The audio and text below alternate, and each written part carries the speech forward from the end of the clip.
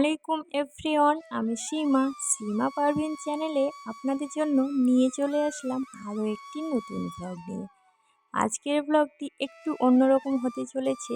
আমরা তো এসেছি বাবার বাড়ি বিয়ে খেতে, মানে কাকুর এবং বোনের বিয়ে। তো কাকুর বিয়ে তো অলরেডি হয়ে গিয়েছে, আজকে বোনের বিয়ের আইবুড়ো ভাত আম্মা আজকে খাওয়াবে। তো আইবুড়ো ভাতের জন্য সকালে নাস্তা রেডি করা হয়েছিল। এখানে বানানো হয়েছিল পায়েস, তার সাথে পনির দিয়ে কাবলি ছোলার একটা সবজি।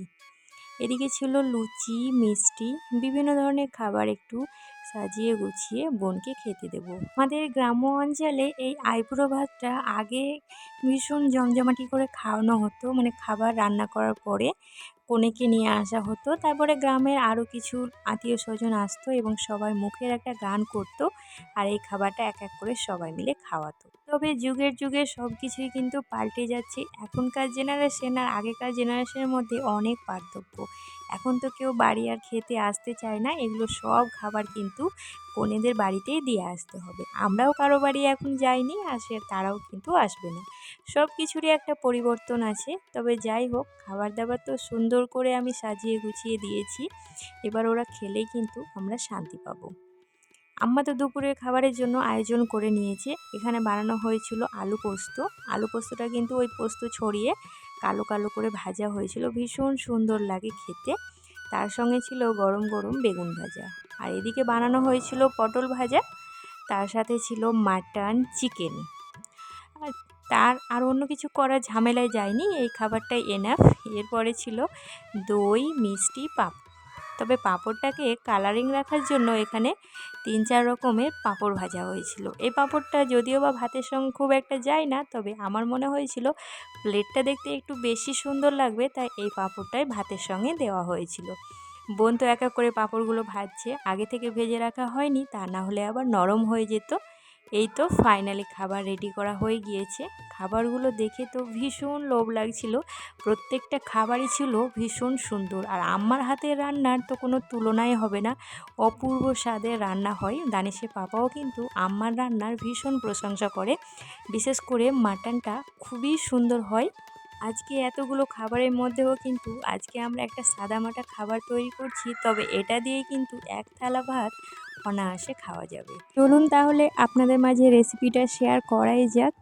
আমাদের বাড়ির বাগানে দেখলাম লাউ পাতাগুলো এত কচি কচি হয়ে আছে, লোভ আর সামলাতে পারলাম না, তাই লাউ পাতাগুলোকে সোজা তুলে নিয়ে চলে এসেছি বাড়িতে, আর এসেই কিন্তু সেগুলোকে কাটা ছেঁড়া করতে শুরু করে দিয়েছি।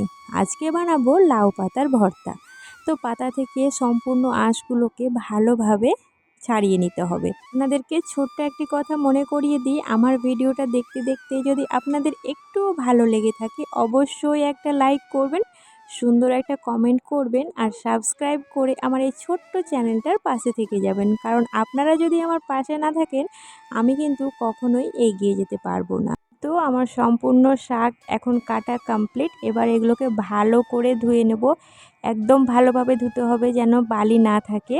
ভর্তা বানানোর জন্য কিছুটা রসুন আমি ছাড়িয়ে নেব।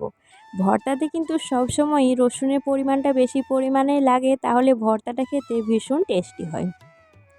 এখানে আমি কড়াইয়ে দিয়ে দিয়েছি পরিমাণ মতো তেল। এখানে সর্ষের তেল ইউজ করতে হবে। সর্ষের তেল ইউজ করলে ভর্তার কিন্তু আলাদা রকম একটা স্বাদ আসে।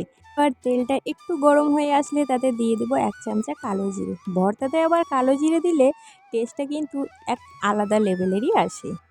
এবার রসুন, পেঁয়াজ আর কিছুটা কাঁচা লঙ্কাকে ভালোভাবে আমি ভেজে নিয়েছি। এবার সেগুলোকে একটা বাটিতে তুলে রাখলাম। এবার কড়াইয়ে যেটুকু তেল ছিল সেই তেলেই কিন্তু আমি ধুয়ে রাখা লাউ পাতাগুলোকে দিয়ে দিলাম। এবার জল দেওয়ার একদমই প্রয়োজন নেই, কারণ লাউ পাতা থেকে অনেকটা জল ছাড়বে, আর সেই জলেই কিন্তু লাউ পাতাটা সেদ্ধ হয়ে যাবে। এমনিতেও লাউ পাতা কিন্তু অনেক নরম, খুব তাড়াতাড়ি সেদ্ধ হয়ে যায়।